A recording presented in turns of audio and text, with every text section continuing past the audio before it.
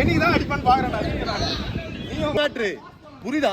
அங்க இருந்து எங்கராஜ் பண்ணி நிக்கணும் புரியுதா? வைடு வைடு சூப்பர் கதிரா. இன்னொரு வைடு வாங்க. யாரு 6 கிட்ட அடிச்சாங்க கத்தி ஐயோ ஐயோ ஏன்டா வைடு. ஏ கதிரே 2 ரன்